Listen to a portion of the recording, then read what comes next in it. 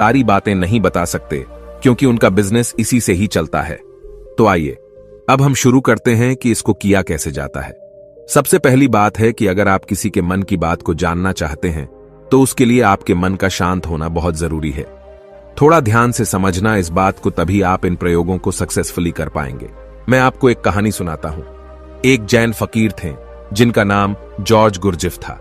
उनके पास जो कोई भी शिक्षा लेने आता था वो उन्हें सिखाते थे कि तुम शब्दों से नहीं, मन के भावों से बातचीत करना सीखो, जिसे टेलीपैथी भी कहा जाता है, जो बिना कुछ कहे एक दूसरे के साथ अपने मन में बात कर लेना। कई बार आप लोगों ने महसूस किया होगा कि आप किसी के बारे में सोचते हैं और वो इंसान आपके सामने आ जाता है या उसका फोन आ जाता है। कहीं ना कहीं आपके मन की बातें उस तक पहुंच जाती हैं और उसके मन की बात आप तक पहुंच जाती है। जो जैन फकीर थे वो अपने सारे शिष्यों को एक प्रयोग सिखाते थे कि तुम अपने आप को एक कमरे में बंद रखो और एक भी शब्द नहीं बोलना है, किसी से कोई बात नहीं करनी है।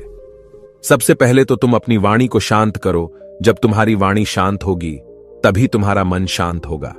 हमारी वाणी हमारे विचारों को शब्द देती है, आवाज देती है। पहले वाणी में शांति आएगी, फिर विचारों में शांति आएगी। फिर जब धीरे धीरे उन शिष्यों का मन प्रयोगों के द्वारा शांत होने लगता था तो गुरजिफ क्या करते थे, अपने मन में एक शब्द बोलते थे, जैसे कि गुलाब का फूल, और जब तक वो शब्द उन शिष्यों को सुनाई नहीं देता था तब तक वो उन शिष्यों से इसी प्रयोग को लगातार करवाते रहते